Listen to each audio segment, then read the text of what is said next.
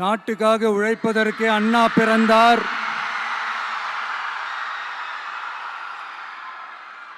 பொது நலத்தில் தானே நாள் முழுக்க கண்ணா இருந்தார் அப்படின்ட்டு எம்ஜிஆர் அவர்கள் ஒரு பாட்டு ஒன்று பாடியிருக்கிறாங்க, கேட்டிருப்பீங்க.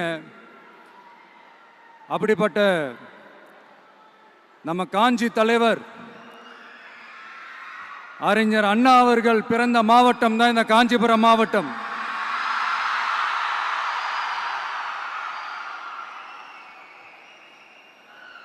தன்னுடைய வழிகாட்டின்றதுனாலேயே தான் ஆரம்பிச்ச கட்சியினுடைய கொடியில அறிஞர் அண்ணா அவர்களை வச்சவர் எம்ஜிஆர். ஆனா அறிஞர் அண்ணா அவர்கள் ஆரம்பிச்ச அந்த கட்சியை அதுக்கப்புறம் கைப்பற்றினவங்க என்னெல்லாம் பண்றாங்கன்னு நான் சொல்லிதான் உங்களுக்கு தெரியணுமா என்ன? மக்களே, உங்களுக்கு தான் அது நல்லா தெரியுமே.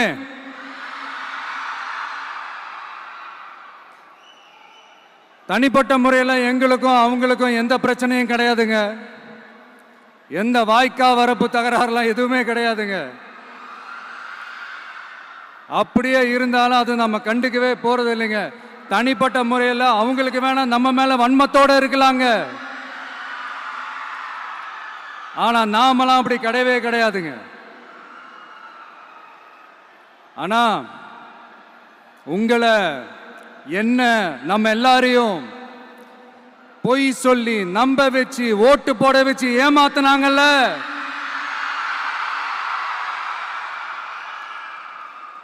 அப்படி ஏமாத்தி ஆட்சிக்கு வந்து நல்லது செய்யற மாதிரி நடிக்கிறாங்கல்ல, நாடகம் ஆடுறாங்கல்ல, அவங்கள எப்படி நம்ம கேள்வி கேட்காம இருக்க முடியும்? அதனால அவங்கள நம்ம கேள்வி கேட்காம விட போறதே இல்லை.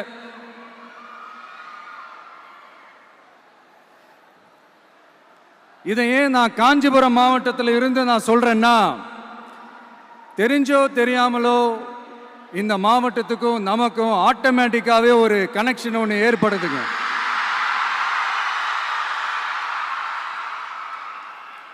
ஏன்னா நம்மளுடைய முதல் கள பயணத்தை தொடங்கினதே பரந்தூர்ல இருந்து தான். பரந்தூருக்கு போய் அந்த மண்ணில் நின்று அந்த மக்களுக்காக கேள்வி கேட்டதும் இதே அண்ணா அவர்கள் பிறந்த காஞ்சிபுரம் மாவட்டம் தான். இன்னைக்கு ஒரு பெரிய மனவேதனைக்கு அப்புறம் இந்த மக்கள் சந்திப்பு நிகழ்ச்சிக்கு வந்திருக்கிறதும் அதே அண்ணா அவர்கள் பிறந்த காஞ்சிபுரம் மாவட்டம் தான்.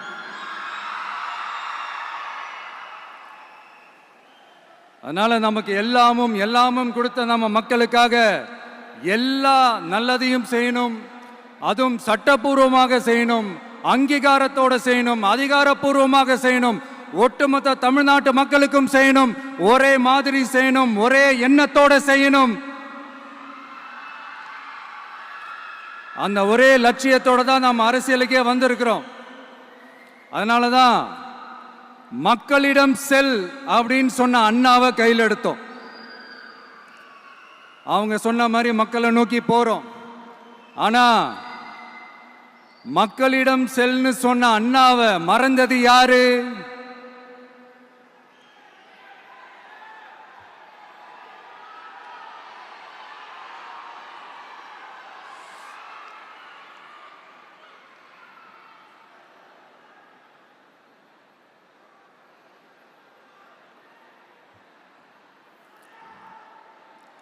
கொள்கையா? அதனப்பா கிலோ என்ன விலை என்னன்னு கேட்கிற அளவுக்கு அப்படி ஒரு கட்சியை ஒன்று நடத்திக்கிட்டு அந்த கட்சியினுடைய தலைவர் தமிழ்நாட்டு முதல்வர் சொல்றாரு, நமக்கு கொள்கை இல்லையா? எப்படி நமக்கு கொள்கை இல்லையா? பிறப்புக்கும் எல்லா உயிருக்கும்னு ஒரு அடிப்படை கோட்பாட்டை நம்ம கட்சியினுடைய ஒரு முக்கிய கோட்பாட்டை அறிவிச்ச நமக்கு கொள்கை இல்லையா? எல்லாருக்கும் எல்லாமும் கிடைக்கணும், சமூக நீதி கிடைக்கணும். அந்த சமூக நீதி உண்மையான சமூக நீதியா இருக்கணும். சாதி வாரி கணக்கெடுப்பு நடத்தணும்னு ரொம்ப ஸ்ட்ராங்கா சொன்ன நமக்கு கொள்கை இல்லையா? CAA அறிவிச்சதுக்கு அப்புறம் அப்ப நம்ம கட்சி ஆரம்பிக்கிறதுக்கு முன்னாடியே எதிர்த்த நமக்கு கொள்கை இல்லையா? வகுப்பு சட்டத்தை எதிர்த்து உச்ச நீதிமன்றத்துக்கு முதல்ல போன நமக்கு கொள்கை இல்லையா? நீட்ட வந்தா ஒழிச்சிருவேன், நீட்ட வந்தா அழிச்சிருவேன், ஆட்சிக்கு வந்தவனே ரத்து செய்யறதே நீட்ட தான், அப்படி இப்படின்னு கதையெல்லாம் விடாம கல்விய மாநில பட்டியலில் சேர்க்கணும்னு சொன்னதோட மட்டும் இல்லாம அதுக்கு ஒரு இடைக்கால தீர்வை சொன்ன நமக்கு கொள்கை இல்லையா? சமத்துவம் சம வாய்ப்புன்னு ரொம்ப ஸ்ட்ராங்கா சொன்ன நமக்கு கொள்கை இல்லையா? இப்படி கொள்கையை வெறும் பேச்சில மட்டுமே பேசிக்கிட்டு எல்லா கொள்கையும் அண்டர் கிரவுண்ட்ல அடக்கி வச்சுக்கிட்டு என்னமோ இவங்களுக்கு மட்டும்தான் எல்லா கொள்கையும் குத்தகைக்கு எடுத்த மாதிரி. இவங்க கொள்கையே கொள்ளை தானே. எப்படி? இவங்க கொள்கையே கொள்ளை தானே. இதெல்லாம் மக்களுக்கு யாருக்கும் தெரியாதுன்னு நினைச்சிட்டு இருக்கீங்களா?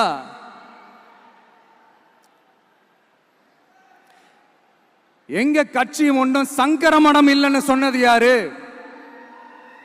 யார் சொன்னாங்க? ஏன் சொன்னாங்க? எதுக்கு சொன்னாங்க? இப்போ உங்க கட்சியில என்ன நடந்துகிட்டு இருக்குது அதையும் கொஞ்சம் யோசிச்சு பாருங்க, இதையும் கொஞ்சம் யோசிச்சு பாருங்க. அதனால பாப்பா, பவள விழா பாப்பா, நீ பாசாங்கு காட்டாத பாப்பா. நீ நல்லவர்கள் போல் நடிப்பதை பார்த்து நாடே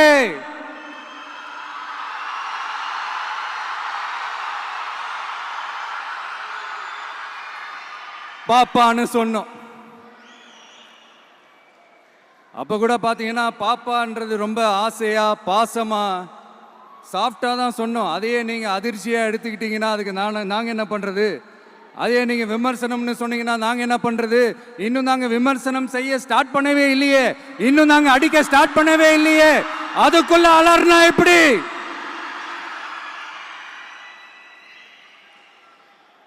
அதனால உங்க அரசவை புலவர்கள் யாராவது இருந்தாங்கன்னா கர்ச்சீஃப் எடுத்து அவங்க கண்ணீரை துடைத்து விடுங்கள். சரி, அது அவங்க பிரச்சனை, அவங்க பார்த்துக்கிட்டோம். நமக்கு எப்பவுமே மக்கள் தாங்க, மக்களுடைய பிரச்சனை பத்தி பேசுறது தான். இன்னைக்கு நம்ம காஞ்சிபுரம் மாவட்டத்துக்கு வந்திருக்கிறோம். இங்க மக்கள் ஃபேஸ் பண்ற அந்த பிரச்சனையை பத்தி நம்ம பேசி ஆகணும்.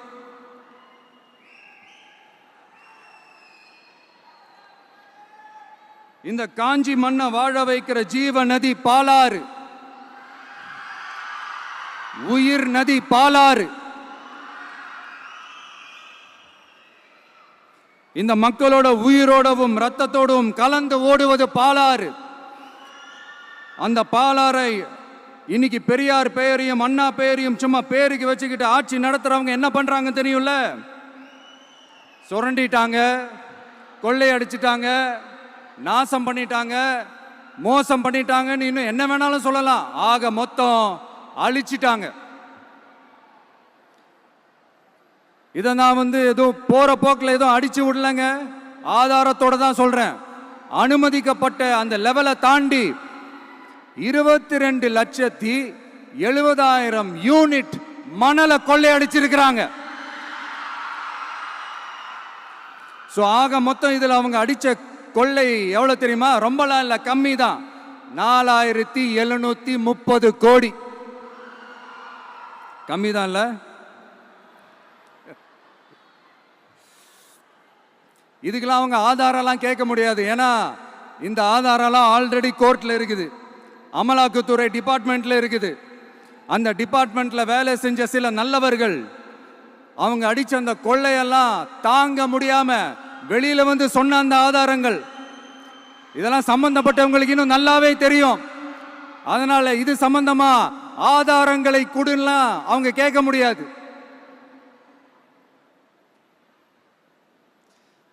மணலை கொள்ளையடிச்சா நீர்நிலைகள் அழியும், ஏரி குளம் கண்மாய் எல்லாம் அழியும். இதெல்லாம் அழிஞ்சா விவசாயம் அழியும், விவசாயம் அழிஞ்சு போனா விவசாயிகள் அழிஞ்சிருவாங்க. ஆக மொத்தம் நாம் எல்லாரும் மொத்தமா அழிஞ்சு போக வேண்டியதுதான். இப்படி மேலிருந்து கீழே வரைக்கும் ஒரு கட்சியை சிண்டிகேட் போட்டு கொள்ளையடிக்கிறத கேள்விப்பட்டிருக்கிறீங்களா மக்களே?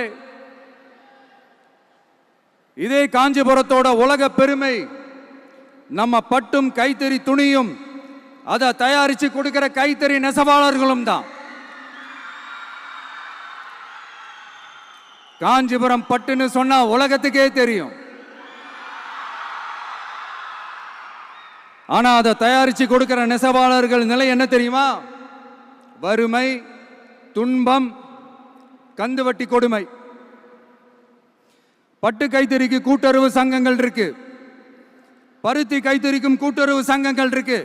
சுமார் 40,000 பேர் அதில் உறுப்பினர்களா இருக்கிறாங்க. அது போக சாய தொழில், தறிப்பட்டறை தொழில் இதை நம்பி 40,000 குடும்பங்கள் இருக்கு.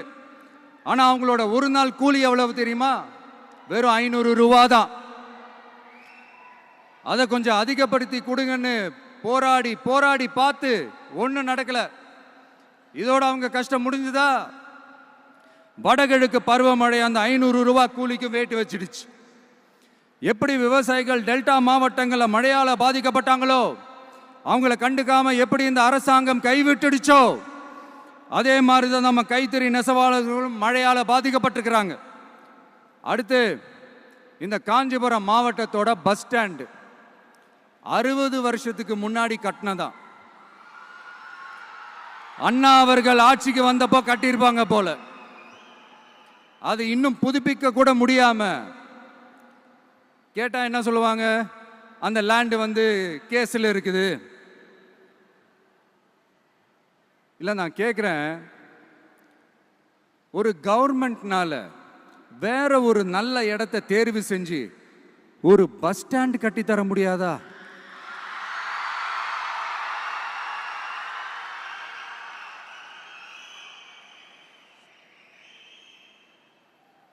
பிரச்சனை என்ன தெரியுமாங்க? அவங்களுக்கு மக்களை பத்தி யோசிக்கிறதுக்கே நேரம் இல்லை. அதுதான் பிரச்சனை. அடுத்து வாலாஜாபாத் பக்கத்துல அவலூர் ஏரி இருக்கு. அது பாலாற்றை விட உயரமா இருக்கு. அதனால என்ன ஆகுதுன்னா, ஆத்து தண்ணி ஏரிக்கு போக முடியாம போயிடுது. அதை சரி பண்ணி அந்த இடத்துல ஒரு தடுப்பணையை கட்டினா ஏரி நிறைய தண்ணி நிற்கும். அப்படி நின்னா அவலூர் மட்டும் இல்ல, ஆசூர் உட்பட இன்னும் எத்தனை கிராமங்கள், எத்தனை ஆயிரம் ஏக்கர் விவசாயம் நல்லா நடக்கும். இதுக்கு இன்னும் எத்தனை வருஷம் மக்கள் கோரிக்கை கொடுக்கணும், மக்கள் போராடணும். இந்த பிரச்சனையெல்லாம் இருக்கிற அதே காஞ்சிபுரம் மாவட்டத்தில் தான் பரந்தூர் ஏர்போர்ட் கட்டுற பிரச்சனையும் இருக்குது. அந்த பிரச்சனையில கண்டிப்பா நாங்க விவசாயிகள் பக்கம் தான் நிற்போம். அதுல எந்த மாற்று கருத்துமே கிடையாது. இந்த கவர்மெண்ட் பரந்தூர் விவகாரத்தில் எங்களுக்கோ இல்லை விவசாயிகளுக்கோ எந்த விதமான காரணங்கள் சொல்லி எஸ்கேப் ஆகவே முடியாது.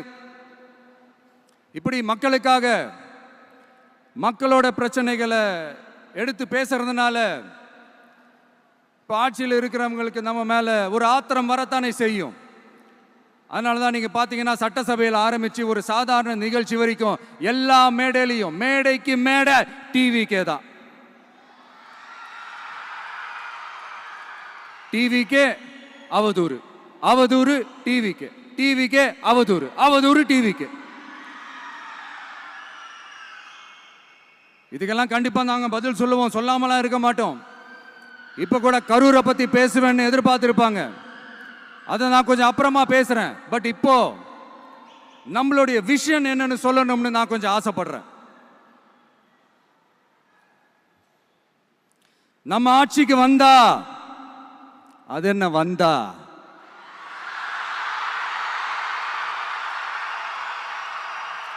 வருவோம். மக்கள் கண்டிப்பா நம்மளை வர வைப்பாங்க. மக்களுக்கான ஆட்சியை மக்களே விரும்பி வர வைக்கத்தானே செய்வாங்க. அப்படி மக்களால் அமைக்கப்பட போற நம் ஆட்சியில் நம்ம என்ன செய்ய போறோன்றது அதுக்கான அந்த தேர்தல் அறிக்கையில் அதுக்கான விளக்கத்தை டெஃபினட்டாக கொடுப்போம். பட் அதுக்கு முன்னாடி ஒரு சின்னதா லைட்டா நான் கொஞ்சம் அதை சொல்லணும்னு ஆசைப்படுறேன். எல்லாருக்கும் நிரந்தரமான வீடு இருக்கணும்.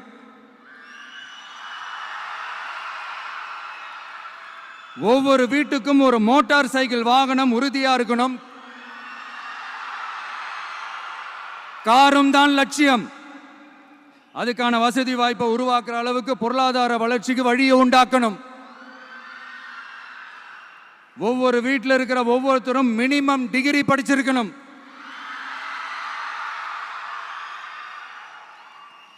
ஒவ்வொரு வீட்லையும் குறைந்தபட்சம் ஒருத்தருக்கு நிரந்தர வருமானம் கிடைக்கணும். அதுக்கான வேலை வாய்ப்பை உருவாக்கணும். அதுக்கு தகுந்த மாதிரி கல்வியில பாடத்திட்டத்தில் சீர்திருத்தம் செய்யணும். கவர்மெண்ட் ஹாஸ்பிட்டல்ஸுக்கு மக்கள் எல்லாரும் பயம் இல்லாம நம்பி போற மாதிரி மாத்தணும்.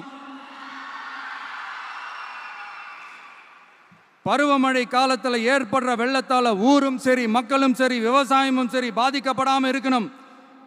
அதுக்கு 4000 கோடி திட்டம்னு ஒரு உருட்டுனாங்களே, அந்த மாதிரிலாம் எதுவும் இல்லாம உண்மையான ஒரு பாதுகாப்பு திட்டத்தை உருவாக்கணும். மீனவர்களோட, தொழிலாளர்களோட, நெசவாளர்களோட, அரசு ஊழியர்கள் மற்றும் ஆசிரியர்களோட கருத்து கேட்டு அவங்களுக்கான பாதுகாப்பு மற்றும் வளர்ச்சி திட்டங்களை உருவாக்கணும். உருவாக்குறது மட்டும் இல்லை, அதை செயல்படுத்தணும். முக்கியமாக இண்டஸ்ட்ரியல் டெவலப்மெண்ட்ஸில் கான்சென்ட்ரேட் பண்ணணும். எல்லாத்தையும் விட ரொம்ப ரொம்ப முக்கியம், சட்டம் ஒழுங்க ரொம்ப ஸ்ட்ரிக்டாக வச்சிருக்கணும். நம்மளுடைய அம்மா, அக்கா, தங்கச்சிகள், அவங்களுடைய பிள்ளைகள், குழந்தைகள் எல்லாருக்கும் பாதுகாப்பை, அதுவும் உண்மையான ஸ்ட்ராங்கான பவர்ஃபுல்லான பாதுகாப்பை உண்டாக்கணும். அண்ணா யூனிவர்சிட்டியில நடந்த அந்த பெண்ணுக்கு நடந்த அந்த பிரச்சனை மாதிரியோ, இல்ல கோவையில் நடந்த அந்த கல்லூரி பெண்ணுக்கு நடந்த பிரச்சனை மாதிரியோ அதெல்லாம் நடக்க விடவே கூடாது. நம்ம வீட்டு பெண்கள் ஸ்ட்ராங்கா, பயமே இல்லாம தைரியமா இருக்கணும்.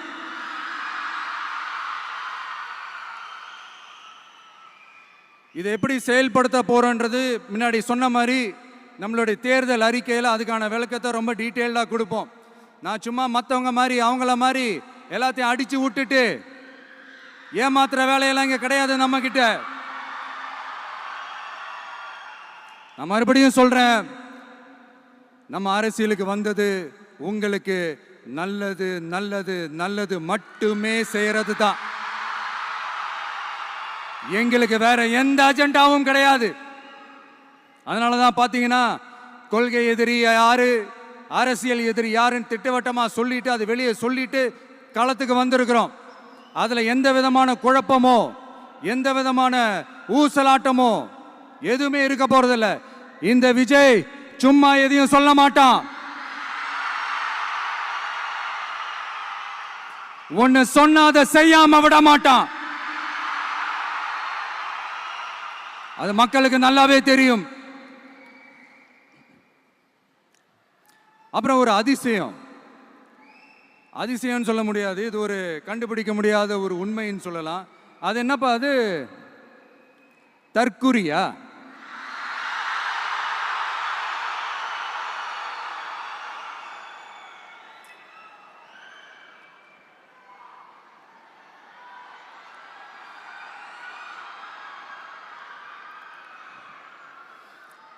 நம்ம டிவிகேக்கு சப்போர்ட் பண்ற கோடிக்கணக்கான லட்சக்கணக்கான மக்கள், நம்மளுடைய நண்பிகள், நம்மளுடைய ஜென்சி கிட்ஸ் எல்லாரையும் தற்குறிகள்னு சொல்லி வாங்கி கட்டிக்கிட்டு இப்போ அவங்களாம் தற்குறியெல்லாம் கிடையாது, அப்படிலாம் அவங்கள கூப்பிடாதீங்க, அவங்க சங்கிகள்லாம் கிடையாது, அப்படிலாம் அவங்கள கூப்பிடாதீங்கன்னு சொல்லி ஒரு குரல். யாருடா அந்த குரல் அப்படின்னு பார்த்தா,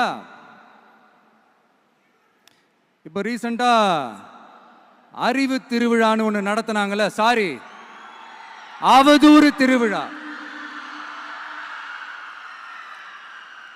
அதுல அவங்க தலைமையே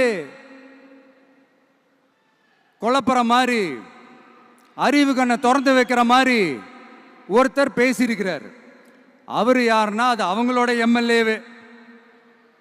அந்த எம்எல்ஏ யாருன்னா நம்மளுடைய கொள்கை தலைவர்கள் ஒருத்தரான மக்கள் சேவகர் அஞ்சலை அம்மாளோட சொந்தக்காரர். என்னடா இது இப்படி ஆகி போச்சு? டிவிகேக்கு சப்போர்ட் பண்ற மாதிரி நம்ம கட்சியிலேருந்தே ஒரு குரல் வருதுன்னு சொல்லி தலைமையில் ஃபுல்லா கன்ஃபியூஷன். அந்த கன்ஃபியூஷன் இதோட நிக்காது. அந்த ஆதரவு குரல் ஒரு வீடு விடாம, ஒரு இடம் விடாம, எல்லா இடத்துலையும், எல்லா வீட்லையும் இன்னும் பலமா எதிரொலிக்குதான் இல்லையான்னு பாருங்க. சும்மா பிளாஸ்ட் தான்.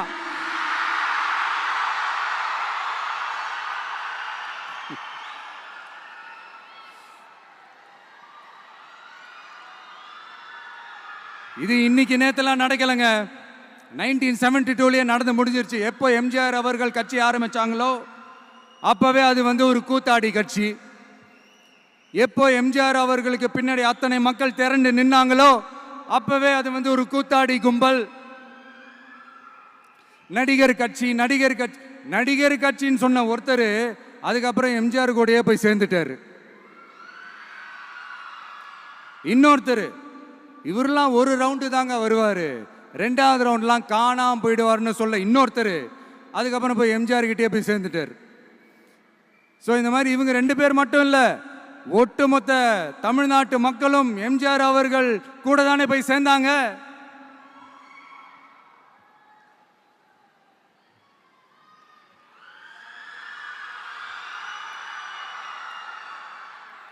அதனால இது வரலாறு.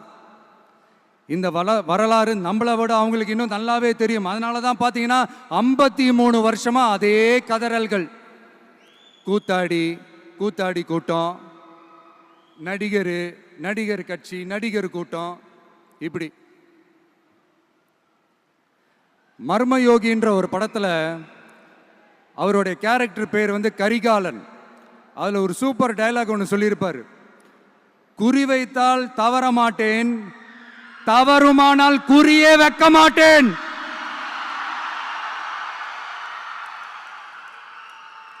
இதெல்லாம் யாருக்கு சொல்றோம், எதுக்கு சொல்றோம்னு புரிய வேண்டியவங்களுக்கு புரிஞ்சா நல்லா இருக்கும். ஏண்டா இந்த விஜய தொட்டோம்,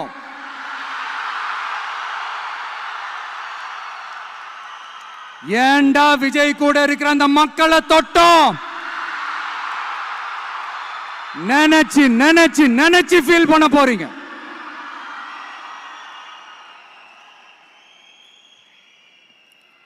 அப்புறம் நமக்கு இந்த அரசியல் புரிதல்லாம் இல்லை, அது இல்லை, இது இல்லை.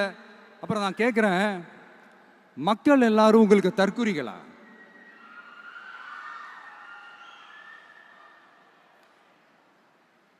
அதே மக்களோட ஓட்டு வாங்க போற நாம தற்குறிகள்னா அப்ப இவ்வளவு நாள் அதே மக்கள் கிட்ட இருந்தானே நீங்க ஓட்டு வாங்கிட்டு இருந்தீங்க. அப்ப நீங்க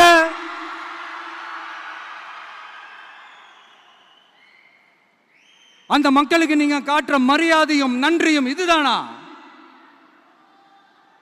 ஒண்ணு மட்டும் சொல்றேன், எழுதி வச்சுக்கோங்க. இந்த தற்குறின்னு சொல்றீங்கல்ல, இந்த தற்குறிகள்லாம் ஒன்னா சேர்ந்துதான் வாழ்நாள் பூரா விடையை கண்டுபிடிக்காத முடியாத அளவுக்கு உங்க அரசியலே ஒரு கேள்விக்குறியாக்க போறாங்க.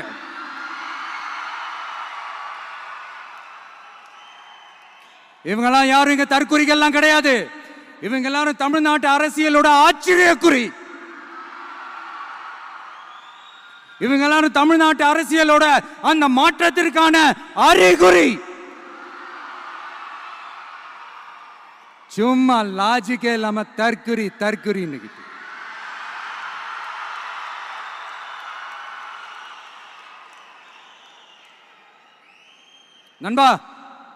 நண்பி,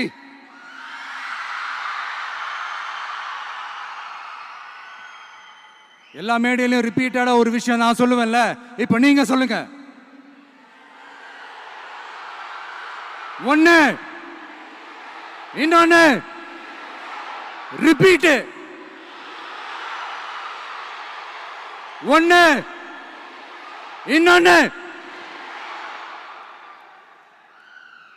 இந்த போட்டி எப்படி இருக்க போகுதுன்னா, மக்களோட மக்களா நிக்கிற நமக்காக மக்களே டிசைட் பண்ணி போறாங்க. My dear sir, my dear uncle,